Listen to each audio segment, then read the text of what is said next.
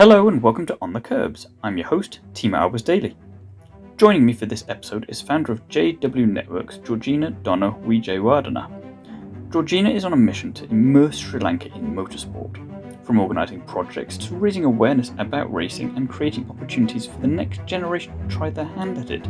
She's also been looking at ways to bring the outside world to Sri Lanka and shine a spotlight onto it.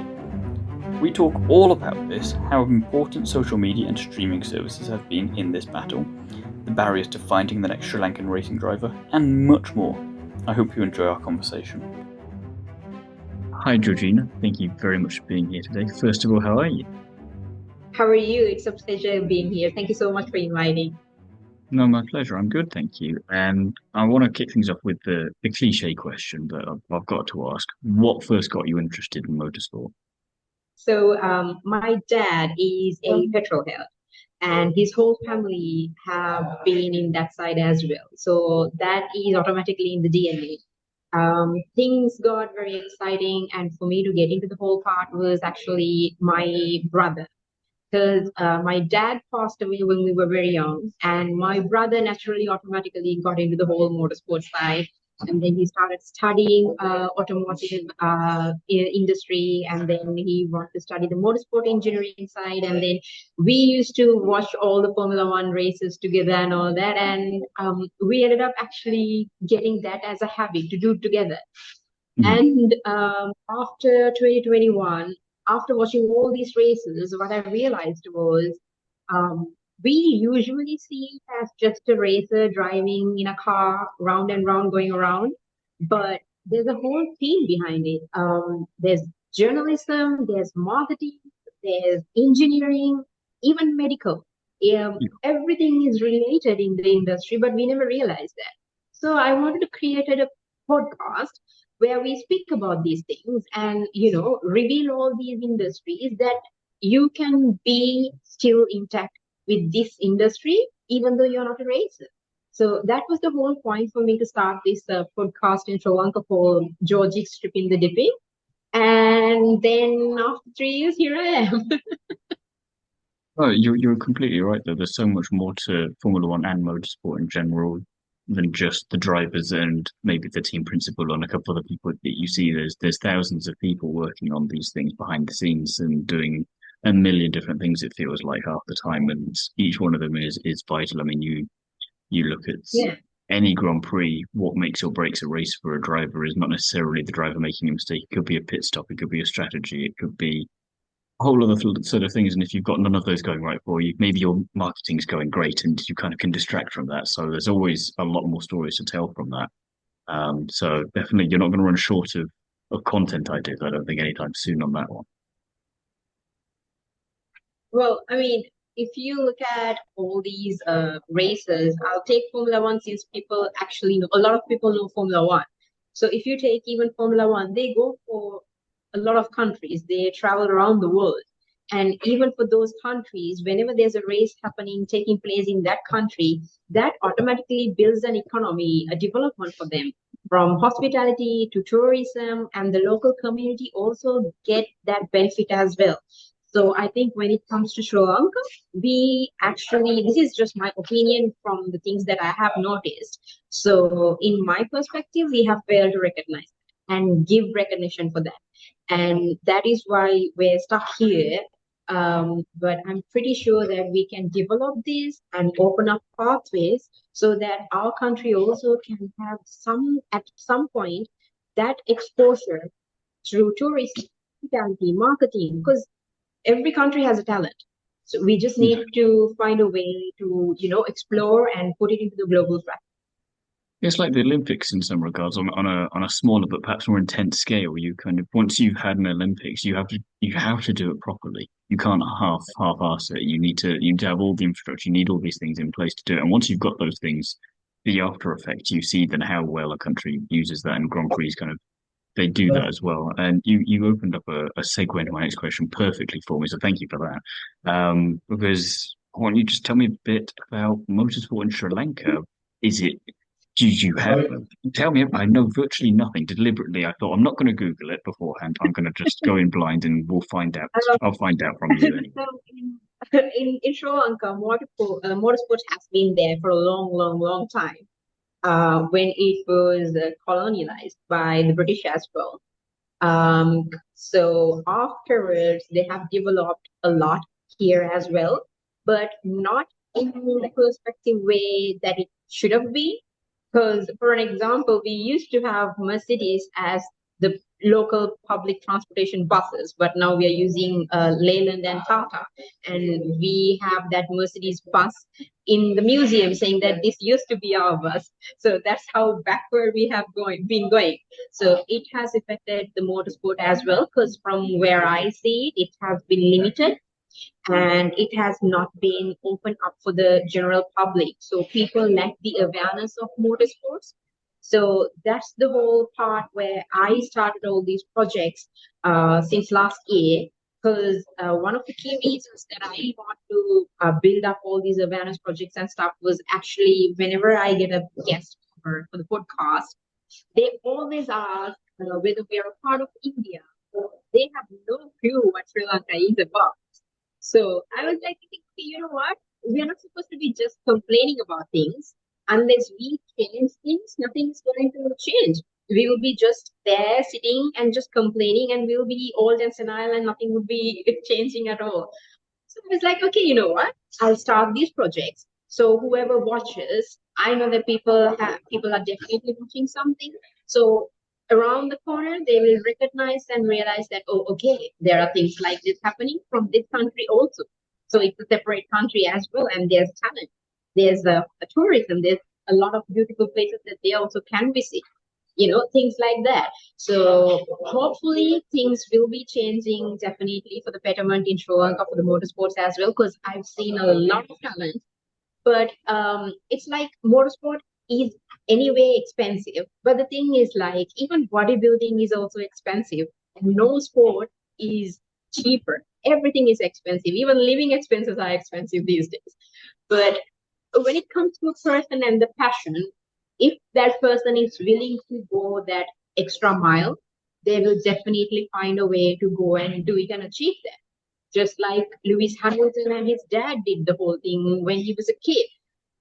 In the same manner, here also that can be taken place, but the only thing is we need to let it happen. We need to let them take that chance. We are not supposed to be taking the decisions on behalf of other people when they don't even realize that such a thing is existing. So Exactly. one of the key reasons. So I started this project called. I'm pretty sure that you will be having that question later on as well. It's So quite I started possible. this project called Girls on Wheels in Sri Lanka last November, and that was the first Sri Lankan motorsport and road safety awareness program that we started, and that is the first female motorsport and road safety awareness program also in Sri Lanka that we started here as well. So through that, we've done 3 projects up to now for the girls in Sri Lanka, and almost all the girls had no clue regarding motorsports, and they can be a part of it as well. And they always thought that, oh, okay, it can be very expensive. These are not supposed to be for us. Some of the common questions that I get asked by these applicants is the fact that whether they can get into the cart, whether it is okay for them to ride a cart. And I'm like, these are not supposed to be the questions that these girls will be asking. They should be asking, oh, okay, so when can I go for an academy? What are the goals that I have to be achieving? Like, what should I do if I want to join a fun academy? But they have no clue. So that's what I was like thinking, okay, unless people actually know the existence of something, of course they are going to ignore that because they don't know that such a thing is existing. Well, exactly. You hit the nail on the head there because so much of the work at the moment is just about making them aware of the opportunities. It's kind of you're frustrated that these are the questions you're being asked, but at least you know that okay, we're getting past that issue now. They know you just need to bring that awareness, and it's not necessarily easy after that, but it certainly helps because if a few of them know, that'll just spread out for the rest of them. Then they'll all just know, okay, this isn't something that we can't do or shouldn't be able to do. It's okay. This is very much a possibility. Oh, even if that's only one person who then decides they want to do it, that's still one more person, and you never know. It could be another Lewis Hamilton. It could be another Max Verstappen. You never know. Yeah. And in terms of that that visible talent. I'm intrigued because in Formula 3 particularly this year, there's been one or two countries that, and in Formula 2 rather, you've got this as well, where we see drivers from parts of the world that we've not seen anyone for a very long time at the very least. So is there anyone in Sri Lanka driver-wise at the moment that is out there doing something that I might not be aware of? There's one guy that I know called Johan Pires. Johan Pires or Johan David? Johan Pires, right? So there's one guy called Johan Pires. He's in Formula 4. As I can remember. So that also he's been doing all these things because he used to live in Singapore and in US, if I'm not wrong.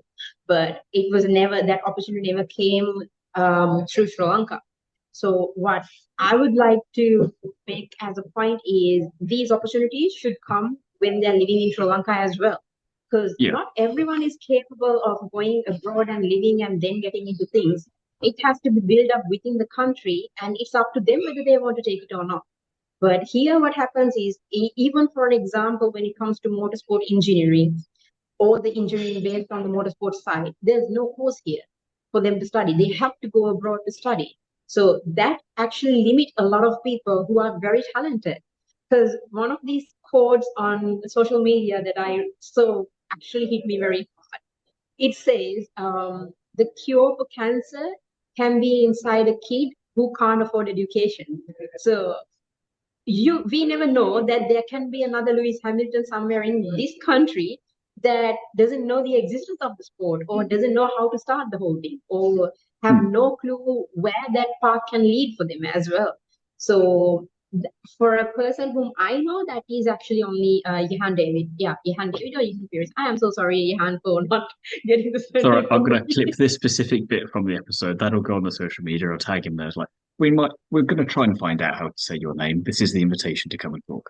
But yeah, it's like you say, it's one of those things where depending on where you live and you look at the world map, you think, oh, Sri Lanka, Singapore, that's not too far away. That should be easy in the same way that, yeah, you might live in Turkey, but you can't get to the UK that quickly either. It's not necessarily the obvious thing. And again, you shouldn't have to in the first place. It's kind of, yes, that's maybe where you'd like to go, but it shouldn't have to be where you need to go immediately to prove yourself, to try and do all of this. Because again, F4, excellent everything, but depending on how much experience he's had up to that point, he could be jumping in the deep end. He's really got to sink or swim, and if it doesn't work out, it's not because he's a bad driver. It's just because he doesn't have any other options of where he can go. So it's again finding that level playing field there. And whilst that does answer the question I was maybe going to ask later, it does open this one nicely for me in that we've seen very much in recent years motorsport's been growing worldwide. Yet for me at least, outside of China, Singapore, and Japan, it doesn't really feel like there's much global motorsport in Asia. We've had F1 before in India and Korea and Malaysia, and Formula E's kind of looks at Indonesia a little bit as well. But that's kind of it. And it's kind of always been for a limited time only. It's not worked out long term for whatever reason. So, like you say, Sri Lanka is one of the countries that would really benefit in a way from having this. So Formula One aside, because I feel like that's the obvious choice here, what motorsport would you like to come to Sri Lanka? Well, actually, for this country, given the whole atmosphere, the environment, and the specific location, the best motorsport that we can have here is not Formula One. The best one that we can have here is actually rally driving, because that is going to be the best place. This can be one of the best locations for rally championship, the WRC for here as well, because with the location and everything, there are so many places that they can have that race here in Sri Lanka. So if I'm going to choose, I'm going to choose definitely that, or we can have a World Endurance Championship here as well. Well, I like the WRC option. It's good because it's again, rallying is one of these. It's slightly more accessible in terms of getting into it from a driver or co-driver perspective. Like you say, nothing's cheap in motorsport, but it's cheaper-ish maybe. Yeah. So again, having something as globally recognized as that coming in there would help. put it back on the map in a way. And again, I see so many co-drivers with so many different backgrounds from all over the place that you think you're talking about accessibility earlier, it'd be a perfect way to open that gate a little bit further. And then, like you see, you kind of see what you can build up from there. Maybe this is where we start the petition to see about for 2026. Maybe I think they've got the calendar sort of for next year. Maybe 26, we'll see what we can do for that. Hopefully. Yeah, I was going to say that the as nice an idea as that is, what do you think the main obstacles are for something like WRC or something else from actually physically then coming to Sri Lanka? What is standing in the way? Well, I'm pretty sure that there are so many gatekeepers and gatekeeping happening. And then what I've seen is actually, I don't think people actually recognize, because for an example, if I explain this in a very nicer manner, um, so that I won't be provoking a lot of people around, so that I can survive also at the same time. So in Sri Lanka, when I started this Girls on Wheels project here, since last November until today, whenever I pitch this idea for a sponsor, what they always say is, "Oh, okay, it's a nice project, but I don't see how that's going to be our target audience." So they, as marketers, some of the marketers, they actually fail to see the potential of a project like that, because their Not very good mindset at their is jobs stuck. then, are they? Yeah, it's still stuck in a very traditional way where they think, okay, just influential marketing or just going with an easy way. And then, for example, they actually, one of my friends I have spoken to these people who are doing all these stationery items and stuff. It's a major company. And one of the marketeers from there has told my friend that, "I'm sorry, but that's not our target audience." Then I asked my friend, okay, are they expecting all these girls or any racer to just stay inside a car and never use sand pens and nothing? Like, are they only seeing like only oil and tires and that's it? Like, Hmm. it's a marketeer's vision and the talent to make the connection between a brand and the product that they get. I think SpongeBob activation that they have done at British Grand Prix is a really good example for that. And there has been like the makeup and beauty cosmetic activations that they have done with using F1 Academy. And also there are so many sponsorship activations that they have done in the global platform that these people also can use and, develop these things as well. But they fail to see that part. So that's very unfortunate, to be honest. And also, the other reason is people look for their own pockets and their own credibility rather than opening it up to build and develop. And some of the people are very egotistical. I might get crucified for saying these things, but some of the people are actually very egotistical that they don't want this to be open up for the public. They don't want things like that to come to the country because it's going to be very accessible there.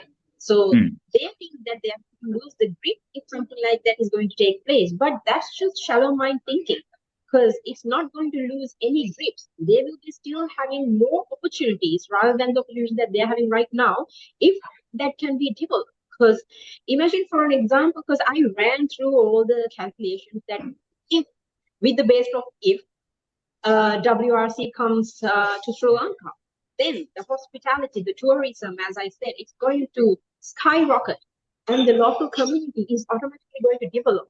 And the economic growth and the impact that we can have, and also the global platform exposure that the brands, the original, authentic Sri Lankan brands can get from here. It's the same thing. So I don't know why people fail to see that, but I think it's time that at least they realize these things and change it because it's a lot of potential. Oh, I agree, and especially when you think about it on a slightly bigger scale as well. You say that it obviously benefits Sri Lanka, but then you look at surrounding countries and surrounding kind of neighborhoods that are close to the borders or whatever. And you think, well, there's a WRC race. Where's the closest one that they would go to? Kenya. It's a lot closer.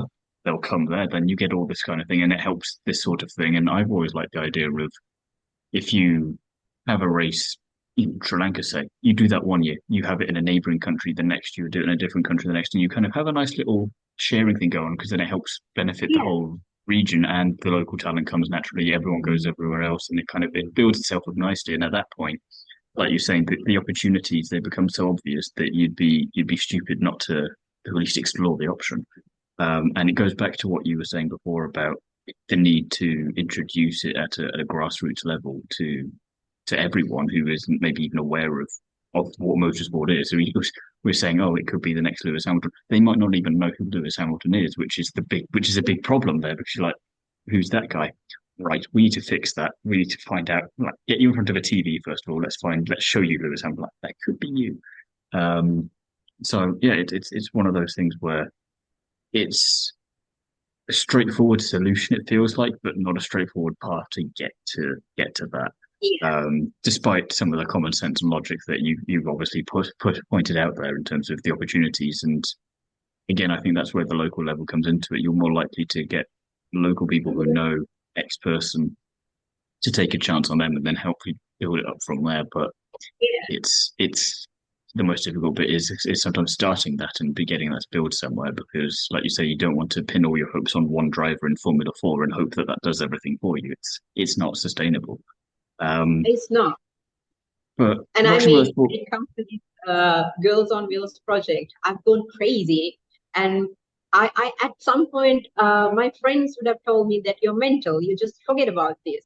Just remove this whole thing. Like, because that much of pressure has been there. And sometimes I question myself and I doubt myself. Like, is it possible for me to pick this up and just keep pushing myself to do it? Like, it's not helpful. I mean, there's lack of support, of course. I do have the support from my friends, the closer people that I have, but even at some point, that's not going to be enough for me as well, because it's a Mhm. lot of effort that I have to put in. It's a lot of financial effort that I have to put in, and also it's a lot of support that we should be getting from the community as well. So, yeah, I mean, just to make another point for the WRC, um, when they say that, oh, it's not going to help our economy, and when I said that, okay, it's going to help even to build up the local community, when I said that, the reason was actually, imagine we having a WRC outstation, far from Colombo, where the whole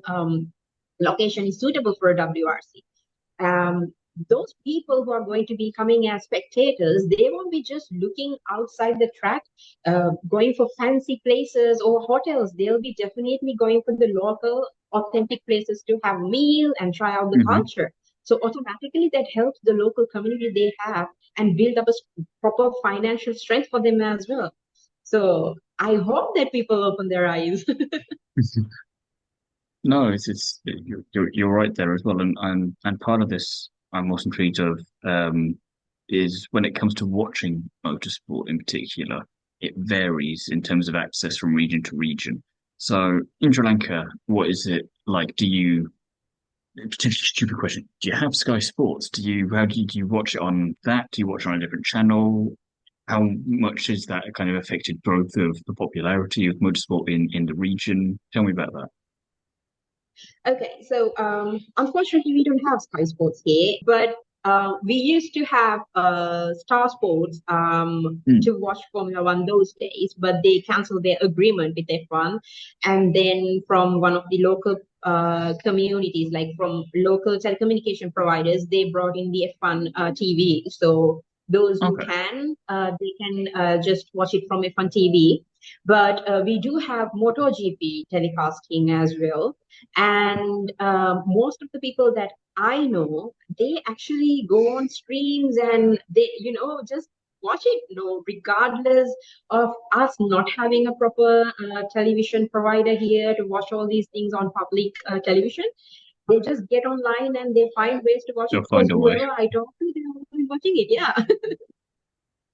No, I just think that that's one of the areas that people don't often look at too much because, again, it's possibly going back to what you were saying before. Of There's the people who are in charge of these decisions. Maybe they think it's not worth the time or the effort for it, but you try and think, was like, well, you can't really say that about your fans because without them, you don't have anything. So you should at least have some kind of a small deal for a market just to see and test it out. And you can always take it back later if there's absolutely no interest. But like you say, Yeah. there's enough interest that people will go and find a way to watch it one way or another. So it would make more sense to and open it up past that. And it's a shame that the deal with Stars, I think you said, got cancelled there, because that would have been such an easy win for them. And I think that watching it on TV screen, I hear this a lot when talking to people. It's how they first got into motorsport in the first place. It's like you say, you watched it with your dad, you watched it with your brother. If you hadn't been able to watch it, where would you be right now? You wouldn't be talking to me, Yeah. probably. Let's face it, this would be a No, very weird no. conversation. Yeah, I was like thinking as well when I was talking to my brother. Also, I was like telling him, "Listen, dude, it's because we had the opportunity to watch the whole thing, so we actually started watching it. But imagine the people who have no clue about it. How are they going to watch this? Hmm. Because when I was studying in Singapore, I used to go to the Singapore Grand Prix and check it out as well. And that was a remarkable experience that I used to have whenever I go to watch these races there. So the excitement is already built up there. And I can always share these things with my brother, but there are so many people who does not have that, because half of the people that I have interviewed from Formula One and other racing, they when I ask them, what's your first memory of motorsports? They always say, oh, I used to watch it on a Hmm. Sunday when my Exactly. dad used to watch it. We used to sit there on the sofa and just keep on watching these races and stuff. But we don't have that here. We have to search for places to watch it. If not, Mm. the best bet is going on YouTube and checking out on highlights and just, Say highlights. brag about how the highlight is about. Yeah, it's kind of as nice as that is. Sometimes you're like, well, I kind of want more than 8 minutes of a race. I'd like to see a little, like, give me 10. Give me something to Yeah. work with there. But yeah, and going off that, then I'm curious, how much has streaming services and social media helped in this regard? Like you say, it's probably helped you a lot your personal level and with your projects. But in terms of, everyone always goes back to Drive to Survive. But I'm thinking, like you say, YouTube, you've got the highlights, you've got that accessible social media, and with things like Netflix, you've got some of these motorsport films that you wouldn't be able to watch otherwise, because you need to have gone to cinema. If you don't have a cinema, then, or it's not being shown in cinema, then you probably wouldn't get the chance to watch it. So how much Yeah. has that helped as well? Well, thank God for Netflix. People get to know at least what Formula One is now. At least they'll be saying, "Oh, I've watched Drive to Survive," so they know what Mhm. that is. And then they started having all these NASCAR series, and then they're going Yeah. to be having an IndyCar series. So that itself is going to promote this sport. And most of the people here, they know what Formula One is because of Drive to Survive, but Mhm. they have no clue what IndyCar is. They have no clue what Yeah. NASCAR is. And then when it comes to motocross, MotoGP, most of the people lack the whole awareness and the knowledge of that side of the motorsport as well. And when it comes to motorsports, the whole length, for the majority, the whole length of knowledge goes for them. They start from Formula One and end with Formula One. They have no clue how you're getting into Formula One as well. So that was one of the reasons that I started building up these projects, so people get to know karting is the first step if you want to get into more Formula One. Karting is the first step for you to get into motorsports. And you don't have to be a racer to get in touch with the industry. You need to look at it as an industry, not just as a sport. If you want to be a racer, there are things and pathways that you can take. But if you want to be a person who's working in that industry, then there are different things that you can do. So Netflix, of course, it helped.